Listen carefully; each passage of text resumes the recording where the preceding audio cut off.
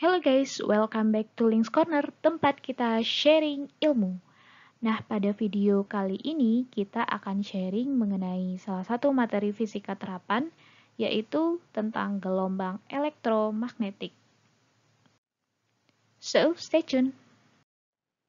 Puncak dari teori gelombang elektromagnetik pada abad ke-19 adalah prediksi dan verifikasi eksperimental bahwa gelombang medan elektromagnetik dapat menjelajahi angkasa. Penemuan ini membuka dunia baru bagi komunikasi, diawali dengan telegraf tanpa kawat, kemudian radio dan televisi, yang menghasilkan prediksi spektakuler bahwa cahaya adalah gelombang elektromagnetik. Prediksi teoritis mengenai gelombang elektromagnetik merupakan hasil karya fisikawan Skotlandia James Clerk Maxwell.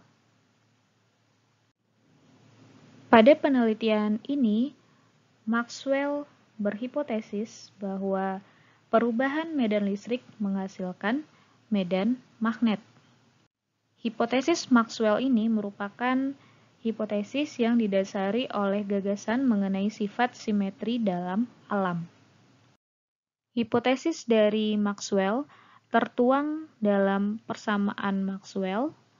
Jadi persamaan Maxwell ini merupakan persamaan dasar untuk elektromagnet, dan pada dasarnya persamaan Maxwell kedudukannya sama dengan 3 hukum Newton mengenai gerak dan gravitasi universal dalam mekanika, tapi di sisi lain persamaan Maxwell lebih fundamental karena konsisten dengan teori relativitas, sementara hukum Newton tidak. Jadi pada persamaan Maxwell ini tertuang dalam bentuk matematis yang menggunakan kalkulus dalam penurunannya, tetapi secara ringkasnya persamaan Maxwell ada 4, yang mana untuk persamaan pertama merupakan bentuk umum dari hukum Coulomb yang dikenal sebagai hukum Gauss, menghubungkan antara medan listrik dengan sumbernya, yaitu berupa muatan listrik.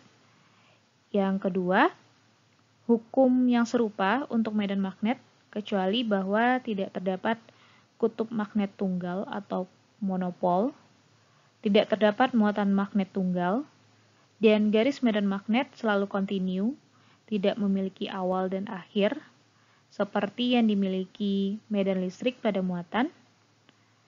Hukum yang ketiga secara ringkasnya merupakan sebuah medan listrik yang dihasilkan melalui perubahan medan magnet. Dan yang keempat, medan magnet dihasilkan oleh arus listrik atau oleh perubahan medan listrik. Nah, dilihat dari hukum-hukum tersebut, diketahui bahwa hukum nomor 3 merupakan hukum Faraday, persamaan nomor 3 merupakan hukum Faraday. Jadi, untuk bagian pertama dari persamaan keempat, medan magnet dihasilkan oleh arus listrik ditemukan oleh Ørsted, dan persamaan matematisnya dinyatakan dalam hukum Ampere. Tetapi bagian kedua dari persamaan 4 secara keseluruhan merupakan aspek baru yang diprediksi oleh Maxwell.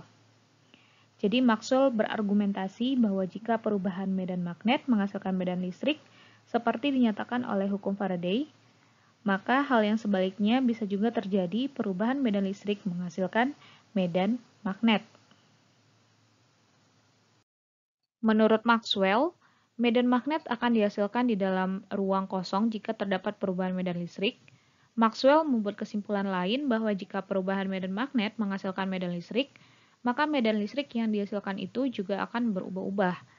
Dan perubahan medan listrik ini akan menghasilkan medan magnet yang nantinya akan berubah-ubah pula, serta kembali menghasilkan medan listrik yang berubah-ubah, dan seterusnya. Ketika Maxwell memanipulasi persamaannya, ia menemukan bahwa hasil akhir dari perubahan medan listrik dan medan magnet yang saling berinteraksi ini dapat menghasilkan gelombang medan listrik dan medan magnet, yang tentunya benar-benar dapat merambat melalui sebuah ruang. Secara sederhana, gelombang elektromagnetik dihasilkan oleh 2 batang penghantar yang difungsikan sebagai sebuah antena. Kedua batang ini dihubungkan oleh sebuah saklar ke kutub secara berlawanan pada sebuah baterai. Setelah saklar ditutup, batang atas bermuatan positif dan batang bawah bermuatan negatif. Medan listrik akan terbentuk. Sementara muatan mengalir, muncul arus yang arahnya ditunjukkan oleh tanda panah. Oleh karena itu, di sekitar antena akan muncul medan magnet. Garis-garis medan magnet mengelilingi kawat. Dalam kasus statis, medan-medan tersebut bergerak jauh keluar hingga suatu tempat yang tak bisa ditentukan. Medan akan muncul di dekat antena, tetapi dibutuhkan waktu untuk mencapai suatu titik yang jauh. Medan listrik dan medan magnet sama-sama menyimpan energi, dan energi ini tidak bisa dipindahkan ke tempat yang jauh dengan kecepatan tak terhingga. Dan memang demikian, perubahan medan magnet menghasilkan medan listrik, dan perubahan medan listrik menghasilkan medan magnet. Kombinasi perubahan medan listrik dan medan magnet yang bergerak keluar ini saling menguatkan, tidak lagi tergantung pada muatan di antena. Medan-medan yang berada jauh dari antena disebut dengan medan radiasi. Garis-garis medan magnet juga membentuk loop-loop tertutup, tetapi tidak terlihat karena mereka tegak lurus terhadap bidang gambar. Medan listrik dan medan magnet pada setiap titik saling tegak lurus dan tegak lurus terhadap arah rambatannya. Medan berubah arah, di mana B memasuki bidang gambar pada sejumlah titik dan juga keluar pada titik yang lain. Begitu juga untuk E. Jadi, kuat medan berubah dari maksimum di satu arah menuju 0, lalu menuju maksimum di arah yang lain. Serta medan listrik dan medan magnet sefase, sehingga berfase 0 pada titik yang sama, dan mencapai maksimumnya juga pada titik yang sama di dalam sebuah ruang. Kita menyebut untuk gelombang elektromagnetik ini merupakan gelombang transversal. Gelombang elektromagnetik selalu merupakan gelombang medan, bukan materi. Jadi, karena dia terdiri atas medan, gelombang elektromagnetik dapat merambat melalui ruang hampa. Secara umum, dapat dikatakan bahwa muatan listrik yang dipercepat menimbulkan gelombang elektromagnetik. Nah, dari beberapa penjelasan ataupun eksperimen sebelumnya yang dilakukan oleh Maxwell, maka di sini Maxwell ingin menentukan kecepatan gelombang elektromagnetik, di mana Maxwell menurunkan sendiri dari beberapa persamaan, contohnya dari persamaan Faraday ataupun flux magnet. Dan untuk itu, Maxwell mendapatkan bahwa nilai kecepatan gelombang elektromagnetik sebanding dengan 1 per akar epsilon 0 mu 0, di mana nilainya mendekati 3 kali 10 pangkat 8 meter per second, di mana kecepatan ini atau 3 kali 10 pangkat 8 meter per second ini merupakan kecepatan cahaya yang terukur. Maxwell yang didasari oleh perhitungan kecepatan gelombang elektromagnetik mengatakan bahwa cahaya pasti merupakan gelombang elektromagnetik. Gelombang elektromagnetik pertama kali dibangkitkan dan dideteksi secara eksperimental oleh Heinrich Hertz di tahun 1887. Ia menggunakan perangkat celah bunga api di mana muatan digerakkan bolak-balik dalam waktu singkat dan membangkitkan gelombang berfrekuensi sekitar 10 pangkat 9 Hz. Dia mendeteksi gelombang tersebut dari suatu kejauhan dengan menggunakan loop kawat yang bisa membangkitkan GGL jika padanya terjadi perubahan medan magnet. Serta gelombang ini dibuktikan merambat dengan laju cahaya 3 kali 10 pangkat 8 meter per second dan menunjukkan seluruh karakteristik cahaya seperti pemantulan, pembiasan, dan interferensi. Satu-satunya perbedaan adalah gelombang ini tidak terlihat. Eksperimen Hertz sangat memperkuat teori Maxwell. Panjang gelombang cahaya, suatu cahaya tampak diukur pada dekade pertama abad ke-19. Panjang gelombang yang ditemukan bernilai antara 4 kali 10 pangkat min 7 meter hingga 7,5 kali 10 pangkat min 7 meter. atau 400 nanometer hingga 750 nanometer. Frekuensi cahaya tampak dapat dihitung dengan menggunakan persamaan F lambda sama dengan C, di mana F merupakan frekuensi gelombang dan lambda adalah panjang gelombang, serta C merupakan laju cahaya 3 kali 10 pangkat 8 meter per second. Digunakan simbol C karena sifatnya yang universal untuk seluruh gelombang elektromagnetik di ruang hampa. Jadi, frekuensi cahaya tampak bernilai antara nilai tersebut, yaitu 4 kali 10 pangkat 14 Hz hingga 7,5 kali 10 pangkat 14 Hz. Jadi, 1 Hz sama dengan 1 siklus per detik, sama dengan 1 per detik. Namun, cahaya tampak hanyalah salah satu jenis dari gelombang elektromagnetik. Untuk itu, eksperimen Hertz selanjutnya membuat gelombang elektromagnetik dengan frekuensi jauh lebih rendah. Gelombang ini dinamakan dengan gelombang radio, karena daerah frekuensi ini sekarang digunakan untuk pengiriman sinyal radio dan TV. Gelombang elektromagnetik atau kadang-kadang disebut dengan radiasi elektromagnetik terdeteksi dalam interval yang lebar, biasanya dikelompokkan sebagai spektrum elektromagnetik.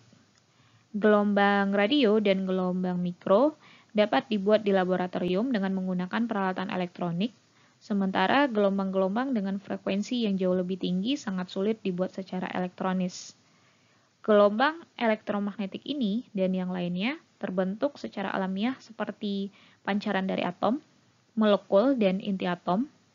Secara umum, gelombang elektromagnetik dihasilkan melalui percepatan elektron atau partikel-partikel bermuatan yang lain, seperti percepatan elektron di antena.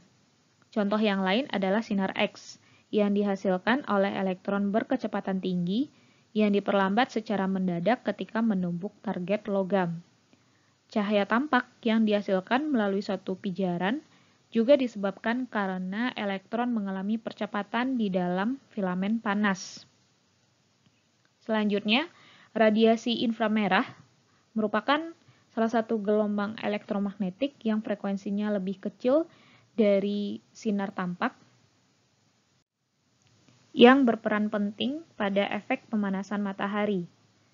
Dan matahari tidak hanya memancarkan cahaya tetapi juga inframerah dan ultraviolet dalam jumlah yang tetap. Molekul-molekul di kulit cenderung beresonansi pada frekuensi inframerah sehingga gelombang ini banyak diserap dan menghangatkan tubuh manusia.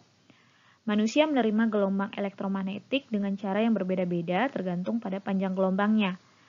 Mata mendeteksi panjang gelombang antara 4 sampai 7 kali 10 pangkat min 7 meter, yaitu rentangan cahaya tampak.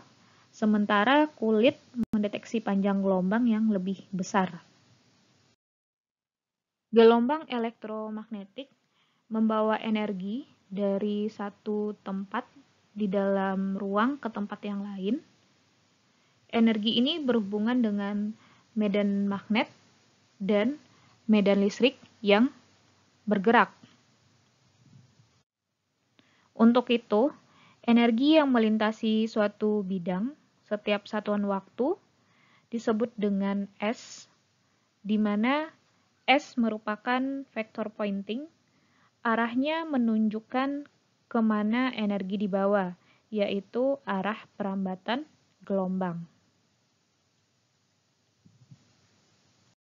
Gelombang elektromagnetik menawarkan kemungkinan pengiriman informasi jarak jauh, dan prinsip ini dimanfaatkan oleh Marconi pada tahun 1890 menemukan dan mengembangkan telegraf tanpa kabel. Dengan telegraf tersebut, pesan dapat dikirim sejauh ratusan kilometer dengan laju cahaya tanpa memerlukan kabel. Sinyal yang pertama hanya terdiri atas pulsa panjang dan pendek yang dapat diterjemahkan menjadi kata-kata melalui kode seperti titik dan strip dalam kode Morse. Pada dekade berikutnya dikembangkan tabung vakum, dan dari tabung vakum inilah lahir radio dan televisi. Untuk itu, kita dapat melihat secara singkat bagaimana sinyal radio dan TV ditransmisikan dan bagaimana mereka diterima di rumah. Proses pengiriman informasi. Informasi suara atau audio diubah menjadi sinyal listrik dengan frekuensi yang sama. Yang digunakan itu mikrofon atau heat tape recorder. Sinyal listrik ini dinamakan sinyal frekuensi audio karena frekuensinya berada di dalam interval audio, yaitu 20 hingga 20.000 Hz. Selanjutnya, sinyal ini diperkuat secara elektronis dan kemudian dicampur dengan sinyal frekuensi radio. Frekuensi RF ditentukan oleh nilai L dan C dalam rangkaian resonansi RLC dan dipilih sedemikian rupa sehingga menghasilkan frekuensi khas dari setiap stasiun radio, dinamakan sebagai frekuensi pembawa atau carrier. Stasiun radio AM menggunakan frekuensi pembawa dari 530 kHz hingga 1600 kHz. Radio FM menggunakan frekuensi pembawa yang jauh lebih tinggi antara 88 MHz dan 108 MHz. Frekuensi pembawa pada stasiun TV di Amerika Serikat contohnya berada antara 54 dan 88 MHz dan antara 174 sampai dengan 216 MHz. Serta ada juga yang menggunakan frekuensi pembawa yang lebih tinggi, yaitu antara 470 dan 890 MHz. Dan selanjutnya, sebuah penerima radio digambarkan bahwa gelombang elektromagnetik yang dipancarkan oleh seluruh stasiun diterima oleh antena. Salah satu jenis antena memiliki satu atau lebih batang penghantar. Medan listrik yang terdapat di dalam gelombang elektromagnetik memberikan gaya pada elektron-elektron pada konduktor, menyebabkan mereka bergerak maju dan mundur sesuai dengan frekuensi gelombang. Antara jenis kedua memiliki kumparan kawat berbentuk tabung, sering ditemukan di radio-radio AM atau antena televisi UHF yang terdiri atas loop sederhana. Antena-antena ini mendeteksi medan magnet gelombang, di mana perubahan medan B menginduksi GGL dalam kumparan. Sinyal yang dideteksi antena dan dikirim ke penerima masih sangat lemah dan mengandung banyak frekuensi dari stasiun-stasiun yang berbeda. Penerima memilih salah satu frekuensi RF sesuai dengan frekuensi stasiun dengan menggunakan rangkaian resonansi LC, menggunakan kapasitor atau induktor variabel. Dan diatur L dan C sehingga frekuensi resonansi rangkaian sama dengan frekuensi pembawa stasiun tersebut. Sinyal RF mungkin perlu diperkuat sebelum dan sesudah penalahan dilakukan, sehingga sinyal yang mengandung frekuensi audio dan pembawa selanjutnya disalurkan ke detektor, di mana terjadi proses demodulasi, artinya frekuensi pembawa dipisahkan dari sinyal audio. Sinyal audio kemudian diperkuat dan dikirim ke loudspeaker atau headphone. And finally, sekian dulu sharing session pada video kali ini. Akan dilanjutkan di sharing session pada video berikutnya. See you on the next video.